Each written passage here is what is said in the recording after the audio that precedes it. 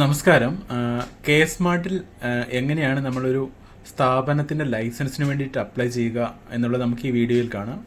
പുതിയതായിട്ട് നമ്മളൊരു സ്ഥാപനം തുടങ്ങുമ്പോൾ നമുക്ക് കോർപ്പറേഷനിൽ നിന്നോ അല്ലെങ്കിൽ നമ്മുടെ പഞ്ചായത്തിൽ നിന്നോ ഒരു ലൈസൻസ് വേണ്ടിയ ആവശ്യമുണ്ട്. സോ അതിനു വേണ്ടി നമ്മൾ എങ്ങനെയാണ് ഓൺലൈനായിട്ട് അപ്ലൈ ചെയ്യുക എന്നുള്ളത് കാണാം. ഇപ്പോൾ പഞ്ചായത്ത് ലൈസൻസും കെ സ്മാർട്ട് ത്രൂ ആണ് കൊടുക്കുന്നത്. നമുക്കതിന് വേണ്ടി ഡോക്യുമെൻറ്റുകൾ എന്തൊക്കെ എന്നുള്ളതും ഇതിൽ പറയാം. ഫസ്റ്റ് നമുക്ക് വേണ്ട ഡോക്യുമെൻ്റ് എന്ന് നമ്മുടെ റെൻറ്റ് എഗ്രിമെൻ്റ് ആണ്, വാടക എഗ്രിമെൻ്റ് ആണ് നമുക്ക് മെയിനായിട്ട് ഫസ്റ്റ് വേണ്ടത്. വാടക എഗ്രിമെൻറ്റ്, നമ്മുടെ ബിൽഡിംഗ് ടാക്സ് അടച്ചതിൻ്റെ കോപ്പി ഉണ്ടാവണം. പിന്നെ ഹരിതകർമ്മസേനയുടെ ഒരു റെസീപ്റ്റ് നമ്മളതിൽ രജിസ്റ്റർ ചെയ്തിട്ട് അവർ റെസീപ്റ്റ് തരും, ഒരു യൂസർ ഫീയുടെ റെസീപ്റ്റ് ഉണ്ടാവും, അത് വേണം. പിന്നെ നമ്മുടെ ആരാണോ അപ്ലൈ ചെയ്യുന്നത് അവരുടെ അപ്ലിക്കൻറ്റ്, ആരാണോ സ്ഥാപനത്തിന് ഓണറായിട്ടുള്ളത് അവരുടെ ഒരു ഫോട്ടോ ID. ഇത്രയും കാര്യങ്ങളാണ് ഫസ്റ്റ് മെയിനായിട്ട് നമുക്ക് വേണ്ടത്. അഡീഷണലി 2 ഡോക്യുമെൻറ്റും കൂടി ഉണ്ട്. അത് എന്താണെന്ന് ഞാൻ വഴിയെ പറഞ്ഞുതരാം. അത് ഒന്ന് നമ്മുടെ സമ്മതപത്രമാണ്, ബിൽഡിംഗ് ഉടമയുടെ സമ്മതപത്രം. റെൻ്റ് എഗ്രിമെൻറ്റിന് പുറമെ ഒരു സമ്മതപത്രമുണ്ട്. അത് എന്താണെന്ന് ഞാൻ ഫോട്ടോയിൽ നിങ്ങൾക്ക് കാണിച്ചു തരാം വീഡിയോയിൽ തന്നെ. ഇത്രയുമാണ് നമുക്ക് മെയിൻലി ലൈസൻസിന് വേണ്ടി അപ്ലൈ ചെയ്യാൻ വേണ്ടി കൊടുക്കാനുള്ള ഡോക്യുമെൻറ്റ്സ്. അപ്പോൾ നമ്മളിങ്ങനെ കെ സ്മാർട്ട് എന്ന് പറഞ്ഞ സൈറ്റിൽ ലോഗിൻ ചെയ്യുക. സൈറ്റിൽ എത്തിയാൽ നമുക്ക് ലോഗിൻ എന്നുള്ള ഒരു ഓപ്ഷൻ കാണാം. അപ്പോൾ ലോഗിൻ എന്നുള്ളത് നമ്മൾ ക്ലിക്ക് ചെയ്യുക. അവർ സിറ്റിസൺ ലോഗിൻ ആണ് നമ്മൾ കൊടുക്കേണ്ടത്. സിറ്റിസൺ ലോഗിനിൽ പോവുക. സിറ്റിസൺ ലോഗിനിൽ നമ്മൾ മൊബൈൽ നമ്പർ ഫില്ലപ്പ് ചെയ്ത് കൊടുക്കുമ്പോൾ ഓട്ടോമാറ്റിക്കലി നമ്മൾ ആ സൈറ്റിലേക്ക് എത്തും. നമ്മുടെ മൊബൈൽ നമ്പർ കൊടുക്കുമ്പോൾ ഒരു OTP വരും. OTP വന്നു കഴിഞ്ഞാൽ നമ്മൾ ഈ സൈറ്റിലേക്ക് എത്തുന്നതാണ്. അപ്പോൾ ഈ സൈറ്റിൽ എത്തിക്കഴിഞ്ഞാൽ നെക്സ്റ്റ് പ്രൊസീജിയറാണ് നമ്മൾ പറയുന്നത്. ന്യൂ ആപ്ലിക്കേഷനിൽ പോവുക. ന്യൂ ആപ്ലിക്കേഷനിൽ പോയിട്ട് നമ്മൾ ലൈസൻസ് സർവീസസ്, നിങ്ങൾക്കാണ് ലെഫ്റ്റ് സൈഡിൽ താഴെ ലൈസൻസ് സർവീസിൽ നമ്മൾ ക്ലിക്ക് ചെയ്യുക.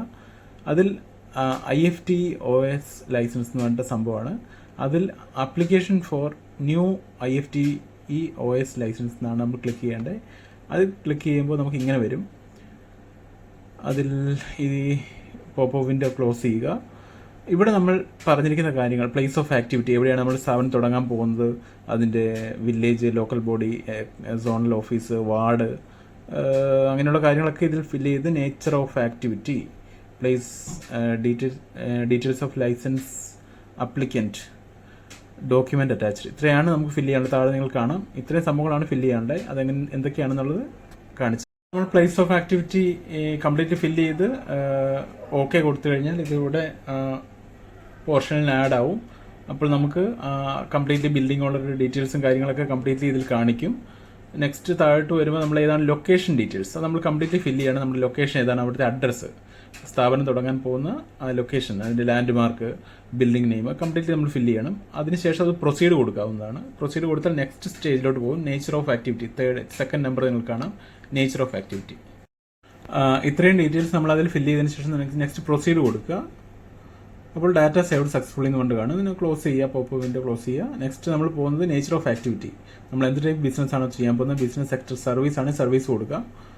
ഓക്കെ, ഇവിടെ സർവീസ് നമ്മൾ കൊടുത്തതിന് ശേഷം ബിസിനസ് കാറ്റഗറി എന്താണോ, ട്രേഡ് ആണോ, ഫുഡ് ആൻഡ് അക്കോമഡേഷൻ ആണോ, ഓഫീസ് ആൻഡ് അതർ സർവീസ് ആണോ, എന്തിലാണ് പെടുന്നത് എന്നുള്ളത് നമ്മൾ ചൂസ് ചെയ്യേണ്ടതായിട്ടുണ്ട്.